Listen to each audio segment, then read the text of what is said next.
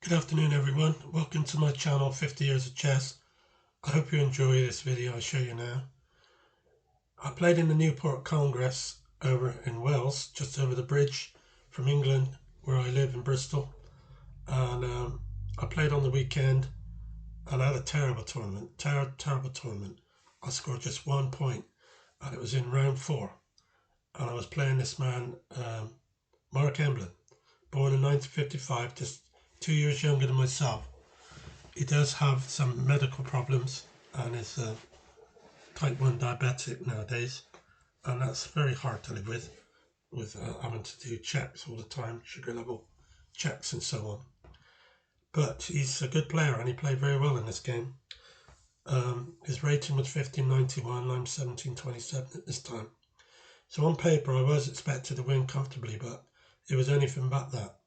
So I want to show you this game, and I hope you enjoy it. It was played in round 4 and on the Sunday morning last week, on the 17th of this month. Mark began with d4 and I played e6, bishop f4, which is going into the London system, and I played h5. Why did I play h5? This is because there's a trap here involved. If he plays e6, which I often do in this line of the London system, then his bishop's lost, because I can play g5, and if he goes back to g3 I can then play h4, and then when he goes to e5 I can play f3 and the bishop is lost. It's not easy to spot if you're a player who just plays this all the time and you don't really take much notice of what the other man's doing, but there are 2 people playing this game and you must never forget that. So he played h3, which was good move. That stops my plan. So I decided now I would go ahead with the opening I wanted to play, because the h4 pawn is not a problem. It comes in handy later, often in the line where when black is attacking the backward d pawn, he gets knights on c6 and f5. So the h5 pawn there does prevent that knight from being driven away from f5. So I played d5. He played knight f3, c5, c3, knight c6 and e3, queen b6, and he played queen b3. Now this is interesting because he obviously would like a queen swap, but I'm not going to do that. I remember watching a video where the guy on there said that let him take your bit queen, you carry on developing, and then you have a rook bearing down on a2, which either has to move or the rook has to stay there guarding it, basically. So yeah, I can understand that. It doesn't matter about having a double pawn there. That will be exchanged off later anyway. So I played c4 to really shut his bishop out of this game for as long as possible. So he took the queen and I took his queen. Then he played knight a1 to d2, knight f6, bishop e2, b5. So I'm pushing forward that double pawn. He castled, and now I've got to get my pieces developed. Bishop d7, rook e1. That could be dangerous for me later if he does a push in the centre. So I played bishop e7, bishop back to d1. I probably should castle here, to be honest. There's no reason why I don't, but I wanted to keep my game going and try to attack him as much as possible. So I played rook g8, looking to play rook g5, but at the moment he's defending g5 with bishop and knight, so I'd need to go back knight to h7 to be able to push that pawn. But Mark saw this and played bishop c2, which he wanted to do anyway. So now I can't play that pawn to g5, not at this time anyway. So I played b4, and now he pushed on with e5 in the centre. This is going to cause a more of an open game, which in one way I'm glad about, but on the other hand I can't allow him to go pawn takes pawn, because then he's got bishop d6 pinning my bishop to knight, and I'm only protecting it with my knight. So he would be attacking with bishop and rook. Yeah, that's right. So pawn takes pawn, bishop takes pawn on e4, knight takes, and knight takes. So I've lost control of the d6 square, which is not good to lose control of a square like that, because your opponent can exploit it quite well. If he played bishop into d6 and I took, he could then play knight d6, taking back the bishop, and with the check winning my b7 pawn. So I played rook to a5, and this is to bring the rook into the game much more, and also to maybe even at some point get that f7 pawn pushed up. So he went knight into d6. If I don't take it, I'll lose my b pawn sooner or later. So I took and he took. So this is the problem I have now with this nasty little bishop on d6, which is a monster bishop at the moment. So I went pawn takes pawn on c3, pawn takes pawn, and then I played the rook across to drive the bishop out.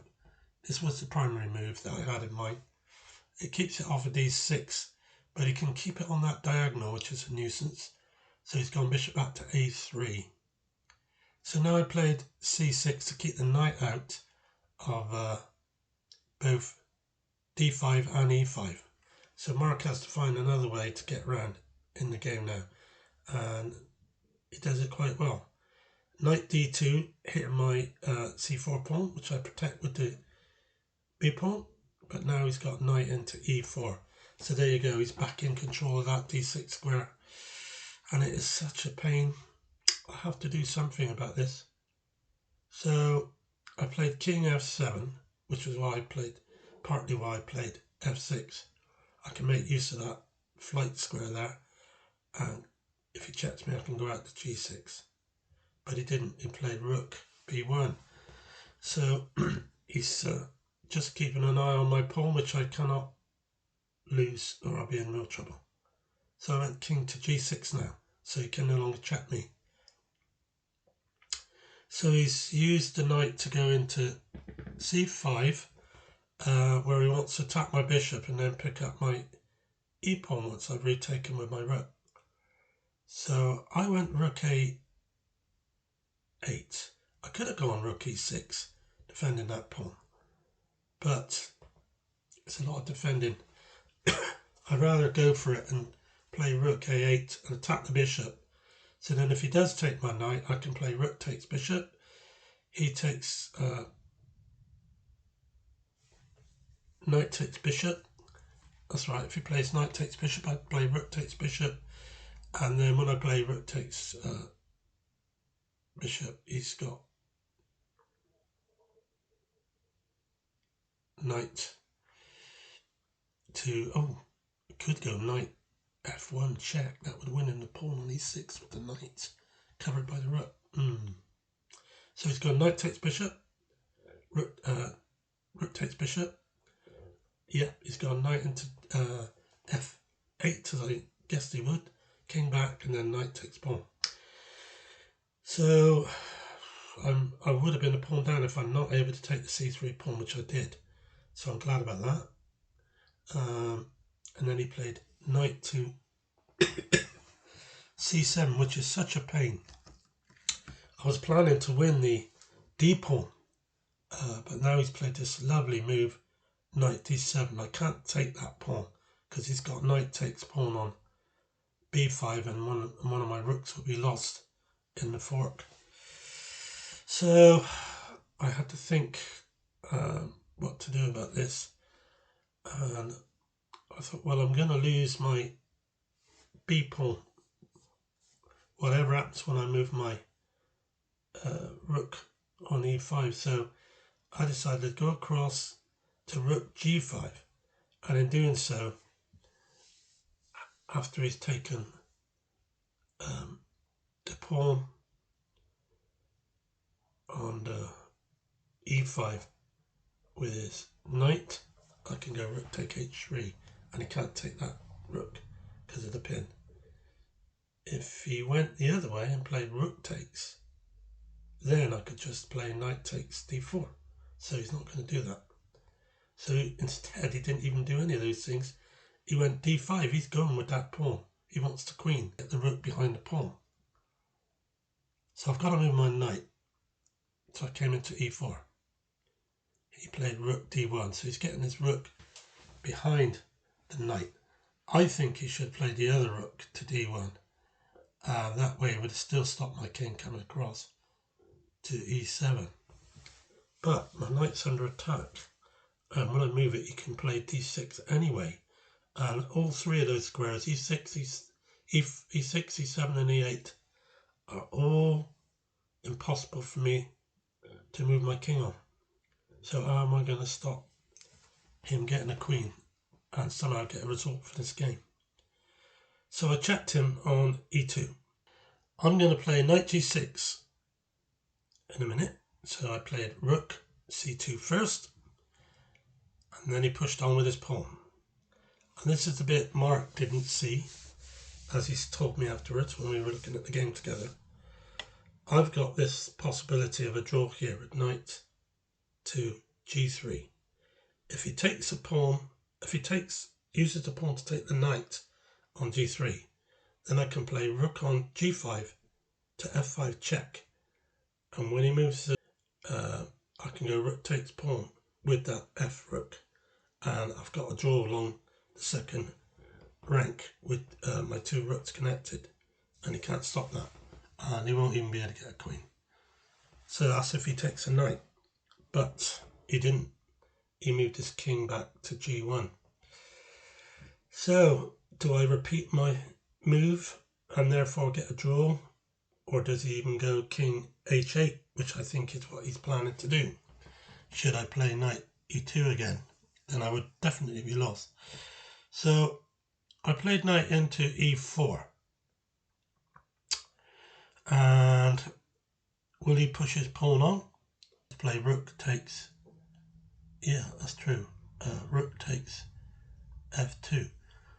So he didn't want to move his rook across from d1 to f1 so that I couldn't take that pawn, because he would lose the d pawn after knight takes pawn.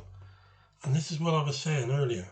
Had he played the rook on b1 to d1 and left the other rook on e1, then it might be that he could play rook from e1 to f1 and still be winning.